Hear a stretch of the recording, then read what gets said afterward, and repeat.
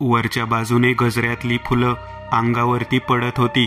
स्पष्ट पाहिले तर वरच्या बाजूचं काहीच दिसत नव्हतं, परंतु त्या रस्त्याने खाली आम्ही जेव्हा जात होतो त्यावेळेला मात्र सुवासिक फुलांचा वास येत होता.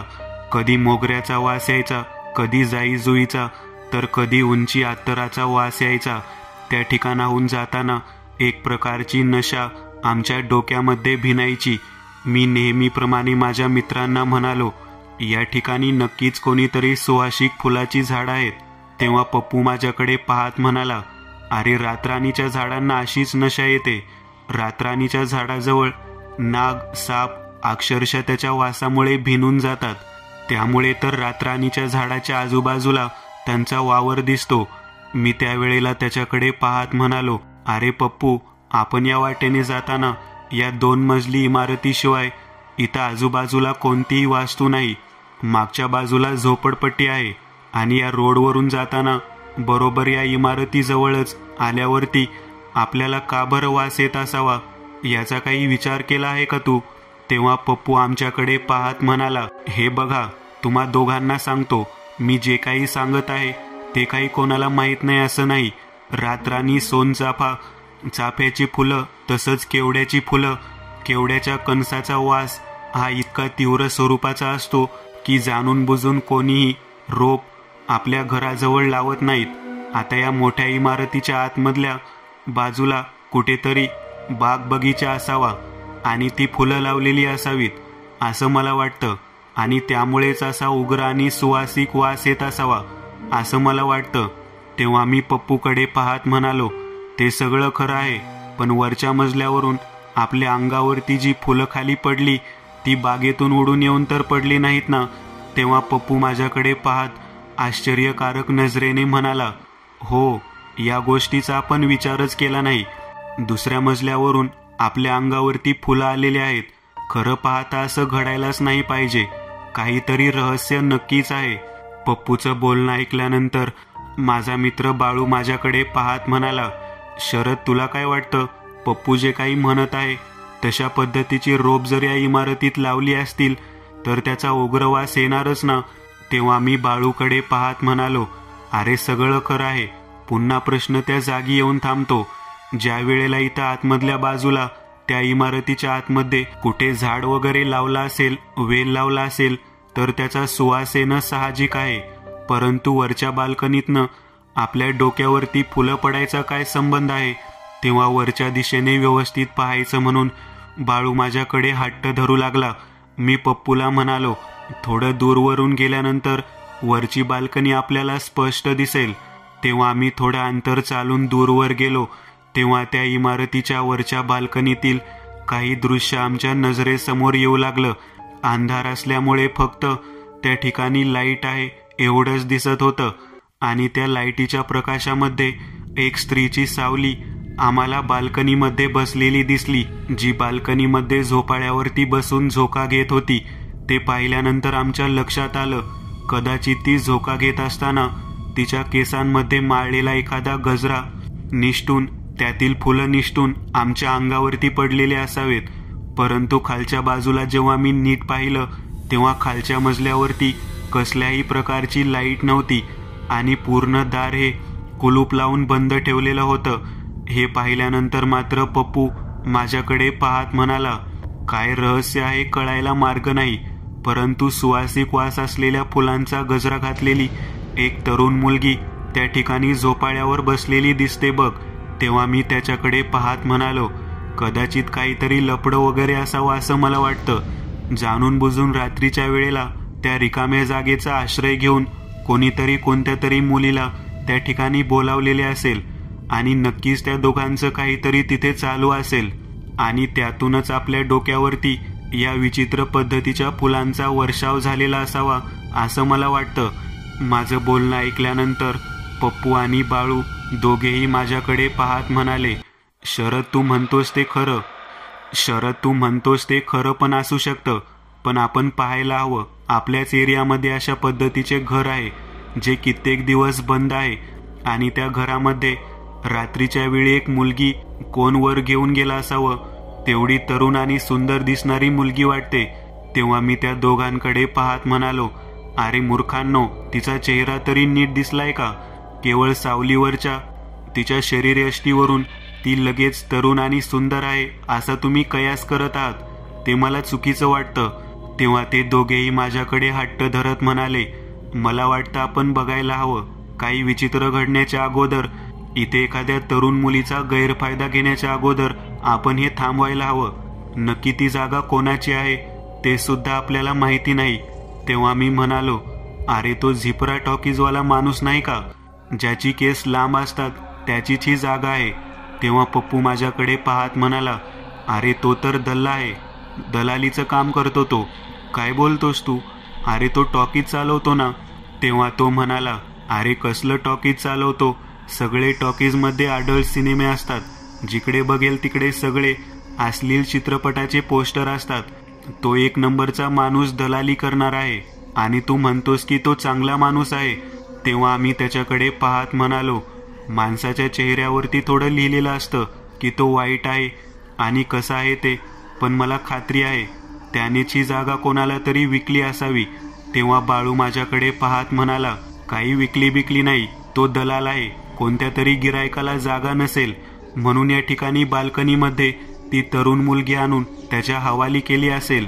मला वाटतं असले धंदे आपल्या एरियामध्ये आपण चालू द्यायला नको आहेत. चला आपण जाऊयात आणि त्याला तेथून हुसकावून लावूयात. आम्ही तिघेही जण इमारतीच्या दिशेने चालत चालत निघालेलो होतो. मागच्या बाजूने गेल्यानंतर बाग बगीच्यातून वरती जाण्याचा एखादा जिना भेटेल म्हणून मागच्या साईडला आम्ही जाण्यासाठी तयारी दर्शवली. थोडं अंतर पार करून गेल्यानंतर मागच्या बाजूला पोहोचल्यानंतर तिथे गेट होता आणि गेटला मोठं कुलूप लावलेलं होतं.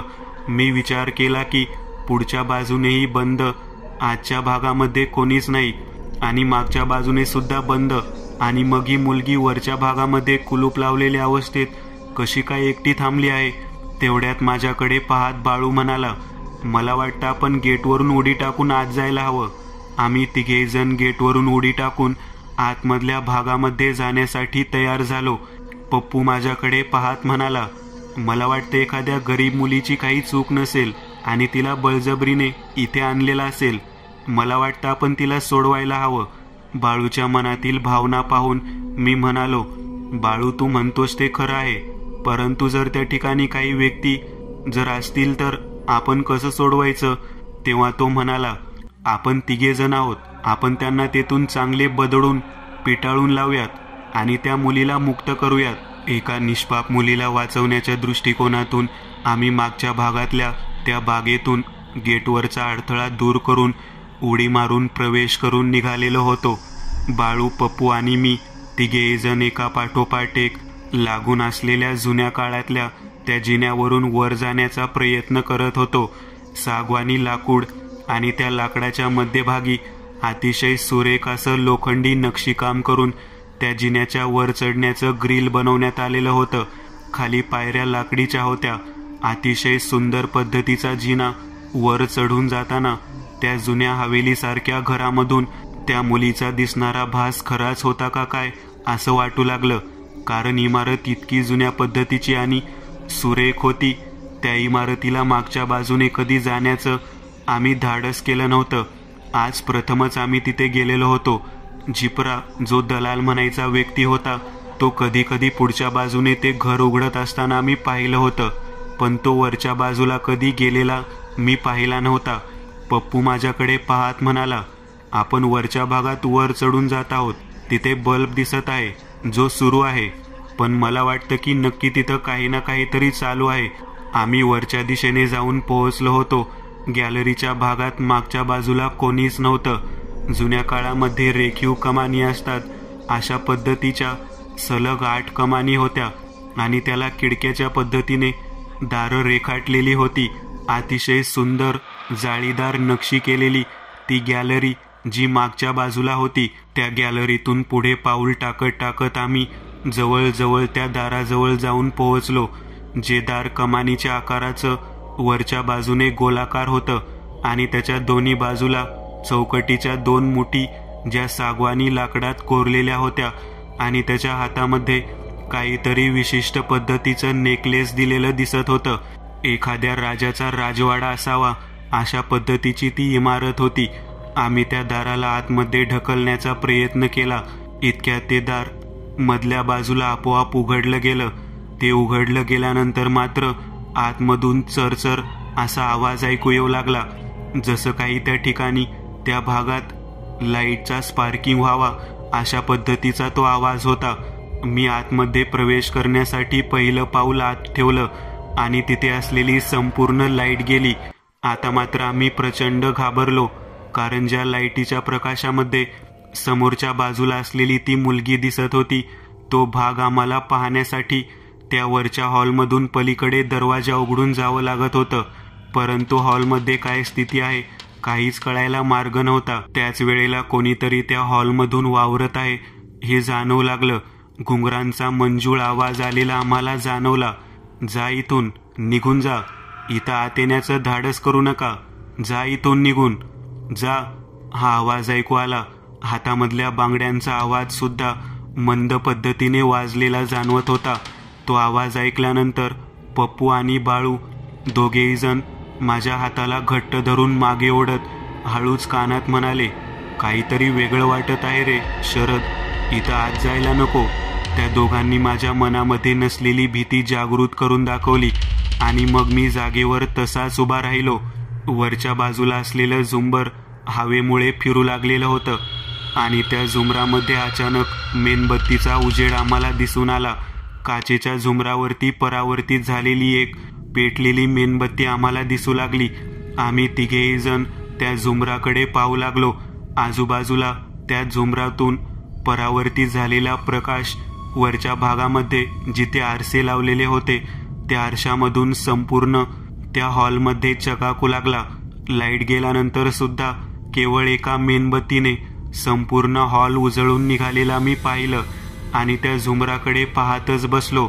तिथून खाली मान घालून आम्ही समोर पाहिलं तर एक सुंदर असा शृंगार करण्याचा टेबल दिसत होता आणि त्याच्यावरती एक 6 फुटाचा उंच असा रेखीव आरसा आणि त्याला चांगली कोरलेली फ्रेम दिसत होती.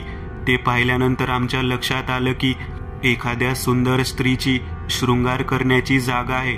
पप्पू माझ्याकडे पाहत म्हणाला, इथे कोणती मुलगी बंदिस्त आहे असं मला वाटत नाही. ही जागा मुद्दाम म्हणून कोणत्या तरी मुलीला थांबवण्यासाठी दिलेली दिसते. जर कोणी मुलगी बंदिस्त असती तर तिने आरडाओरड केली असती. शरद, बाळू, आपण परत निघायला हवं. आम्ही दोघे जण पप्पूकडे पाहत म्हणालो, तू म्हणतो ते अगदी योग्य आहे. बाल्कनीत कोण आहे ते पाहूयात आणि परत निघूयात. मला वाटतं आपण जिन्यातून वर आलेलो आहोत. हे जर इथे असलेल्या कोणत्या पुरुषाला कळले असेल तर त्याने त्या मुलीला आतमध्येच कुठेतरी बांधून ठेवलेला असेल. तेव्हा पप्पू म्हणाला, अगदी बरोबर बोललास. बाळू आमच्या दोघांकडे पाहत म्हणाला, मी पुढे जिथे आरसा आहे त्याच्या बाजूच्या दरवाजावरती थाप मारून बघतो. आतमध्ये कोणीतरी असेल. हॉलमधून त्या आरशाच्या लगत असणारा दरवाजा होता. त्याच्यापर्यंत बाळू चालत निघालेला होता. आम्ही त्याच्या पाठोपाठ होतो. कोणतरी तिथून वावर करत आहे हे जाणवत होतं, पण दिसत नव्हतं. एका मेणबत्तीच्या मिनमिनत्या प्रकाशातून झालेला तो हॉलमधला झुंबराच्या आरशाच्या परावर्तित झालेल्या प्रकाशाला नीट पाहत आम्ही त्या दाराजवळ पोहोचलो. बाळूने दारावर हात मारला आणि डोळ्याचं पातं लवतं न लवतं तोच बाळू त्या दाराच्या आतमध्ये प्रचंड वेगात खेचला गेला आणि दार धाडकन लागलं गेलं. आम्ही दोघे जण जागेवर तसेच हाबकून उभा राहिलो. एका क्षणात तलवारीचं पातं जसं नरड्याला छेदून जातं अगदी तशा पद्धतीने त्या दाराने बाळूला गिळावं अशा पद्धतीचा तो भाग होता. मी आणि पप्पू जोरात ओरडलो. दरवाजावरती थाप मारण्याच्या दृष्टिकोनातून पप्पू पुढे गेला. एका क्षणात पुन्हा एकदा पप्पूला त्याच पद्धतीने झटक्यात त्या दाराने आतमध्ये खेचून घेतलं. पप्पूला दारात खेचलं रे खेचलं. त्यावेळेला मी मात्र मागच्या दिशेने फेकलो गेलो. मी घाबरलो. एका पाठोपाठ एक दोघे जण समोरच्या त्या दरवाजाच्या आत गेल्यानंतर माझं धाडस नव्हतं की त्या दरवाजावर हात मारावा म्हणून. मी मागच्या दिशेने खाली पडलेल्या अवस्थेतच सरकत सरकत एकदम मागच्या भिंतीला जाऊन टेकलो. त्या भिंतीला टेकलेल्या अवस्थेत मी त्या मिनमिनत्या मेणबत्तीच्या प्रकाशासमोर आरशामध्ये एक मुलीची आकृती पाहू लागलो. ती आकृती पाहिल्यानंतर त्या मुलीचं सौंदर्य आणि तिच्या अंगावरचे दागिने वस्त्र पाहून मी अवाक झालो. मी चांगलाच घाबरलेलो होतो. ती मुलगी त्या आरशामध्ये पाहून शृंगार करत होती. तिचं प्रतिबिंब फक्त मला आरशामध्ये दिसत होतं. बाकीच्या बाहेरच्या बाजूला बसलेली मुलगी मात्र अजिबात दिसत नव्हती. मी ओळखून घेतलं की आपण एका अशा ठिकाणी आलेलो आहोत ज्या ठिकाणी मुळात जिवंत मुलगीही नाहीच. नेमकं कशा रीतीने आपण इथे पोहोचलो याचं माझे मलाच आश्चर्य वाटू लागलं. मी माझ्या श्वासोच्छ्वासाला रोखून धरत हळूहळू माझं शरीर त्या दरवाजाच्या दिशेने सरकवत हळूहळू ज्या दरवाजातून आत आलो होतो तिकडे जाण्याच्या दृष्टिकोनातून प्रयत्न करू लागलो. ज्या वेळेला मी त्या पद्धतीचा प्रयत्न केला त्यावेळेला मला त्या आरशाच्या प्रतिबिंबामध्ये केसांमध्ये माळलेल्या गजरा घातलेली मुलगी, तिचं अस्तित्व आणि प्रचंड सुगंधित असणारा मोगऱ्याचा वास मला जाणवू लागला. मी त्या ठिकाणाहून बाहेर पडण्याच्या दृष्टिकोनातून खूपच जवळच्या अंतरावरती होतो. इतक्यात मी दरवाजाच्या खालच्या भागाला स्पर्श करणार तेवढ्यात आरशालगत असणारी दोन्ही एका पाठोपाठ एक उघडली गेली आणि त्यातून एखादं मृत प्रेत बाहेर लाथाडून वेगात फेकून द्यावं त्या पद्धतीने बाळू आणि पप्पूचं जखमी अवस्थेतलं शरीर माझ्या दिशेने भिंतीला येऊन धडकलं.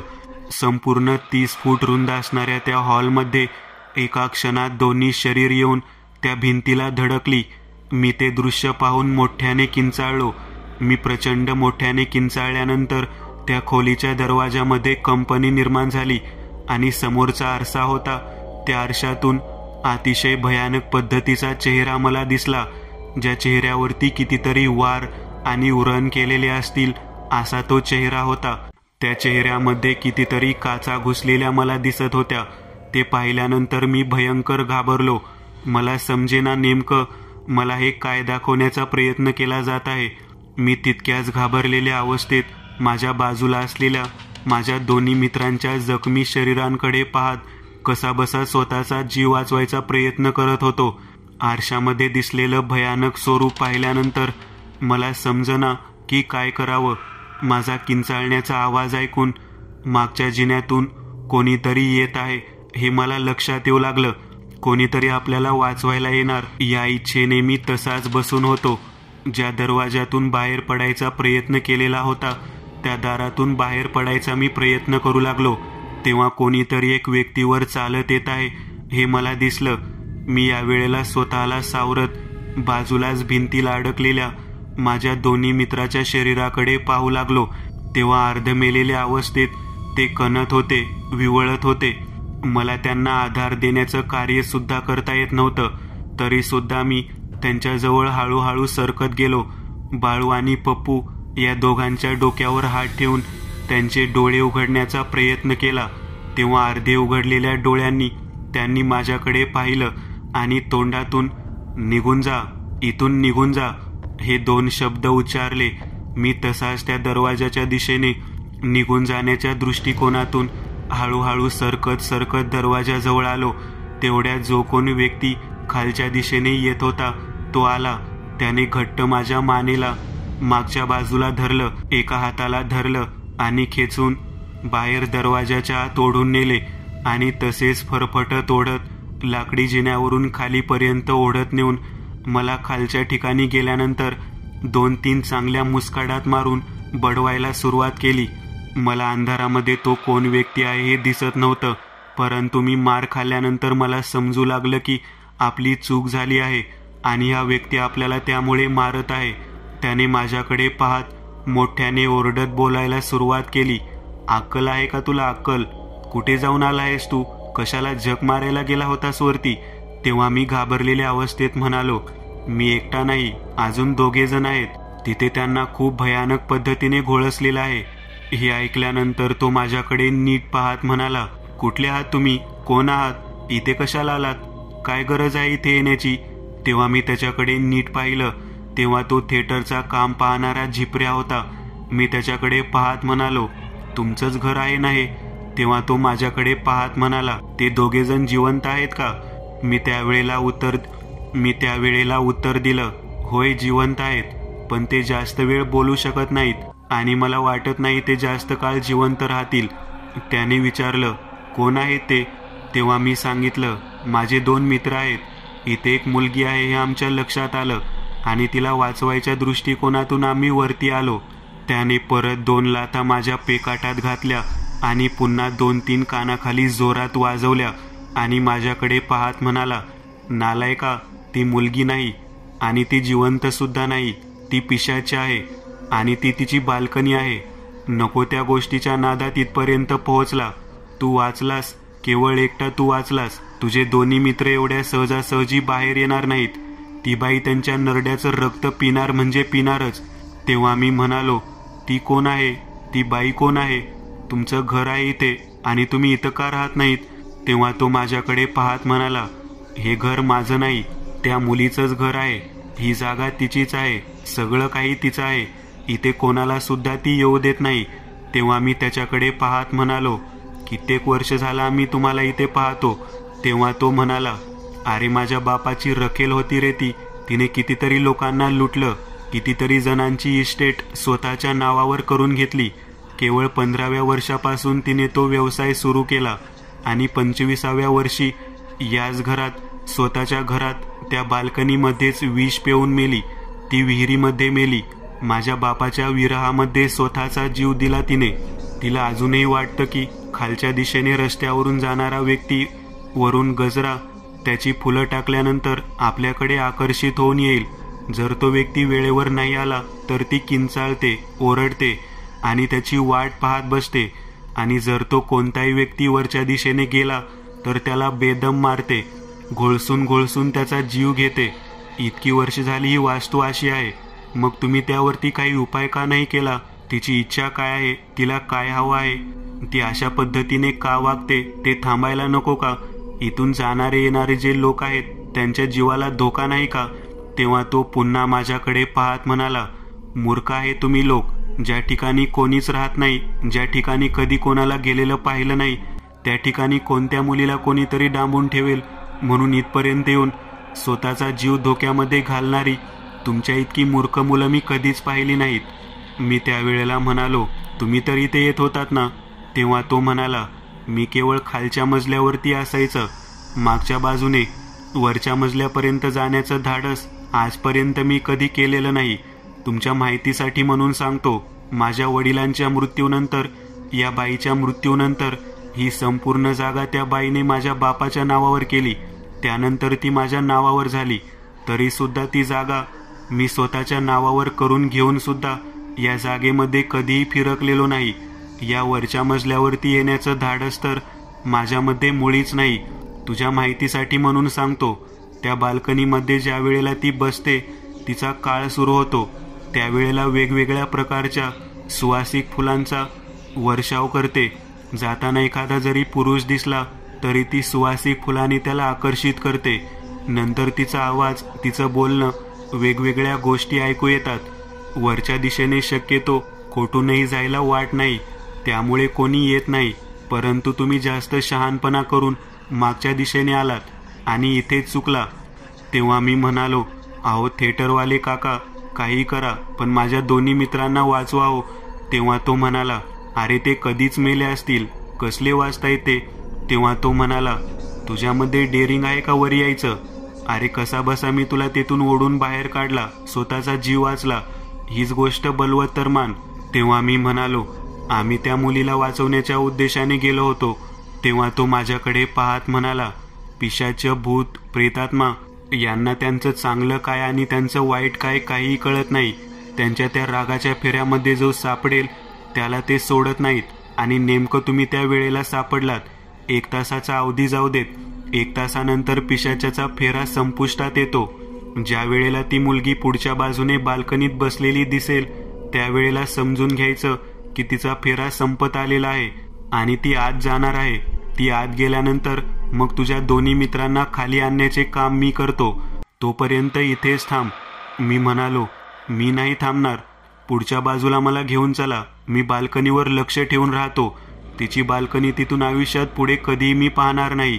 माझं बोलणं ऐकल्यानंतर त्या झिपऱ्या व्यक्तीने पुन्हा एकदा मला 2-3 कानसुल्यात मारल्या. मला उचलून धरत तो थेट पुढच्या बाजूला घेऊन गेला. पुढच्या बाजूला एका झाडाच्या कडेला तो उभा राहिला आणि मला खाली बसवलं आणि मला दाखवत म्हणाला, बघ बाल्कनीमध्ये फिरत आहे ना ती, बघ कशी फिरते. ते दृश्य मी पाहिलं. माझी अवस्था भीतीदायक झालेली होती. मी त्यांना म्हणालो, ही जेव्हा आत जाईल तेव्हा माझ्या मित्रांना बाहेर आणायचं बरं का. त्यांचा उद्देश वाईट नव्हता. त्या थिएटरवाल्या व्यक्तीने माझं बोलणं ऐकलं. माझ्याकडे पाहत म्हणाला, किती तुझा जीव तुझ्या मित्रांवरती, बघूयात काय होते. आम्ही दोघेही जण 1.5 तास तिथे तशाच अवस्थेत बसून राहिलो. 1.5 तासानंतर त्या झोपाळ्यावरून ती आतमधल्या बाजूला गेलेली दिसली. हळूहळू लोकांची ये जा सुरू होण्याची वेळ आली होती. 4:15 वाजून गेले होते. आता आपल्याला मागच्या बाजूने वर जावं लागेल असा विचार करून मी त्या थिएटरवाल्याला म्हणालो. तेव्हा तो म्हणाला, चल मागच्या बाजूने बघूयात काय झाले ते.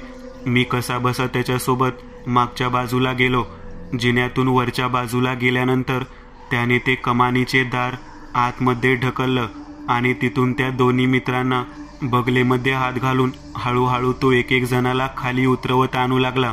मी खाली आणल्यानंतर त्यांच्याकडे पाहिलं तेव्हा तो मरणासन्न अवस्थेत कसा बसा श्वास सुरू असलेल्या बाळूला आणि पप्पूला पाहून माझ्या जीवात जीव आला. ते दृश्य पाहिल्यानंतर तो थिएटरवाला माझ्याकडे पाहत म्हणाला, 1 तास 1.5 तास जाऊ दे, रिक्षा किंवा कोणतं वाहन भेटल्यानंतर यांना दवाखान्यात सोडूया, यांच्यावर उपचार होऊ देत.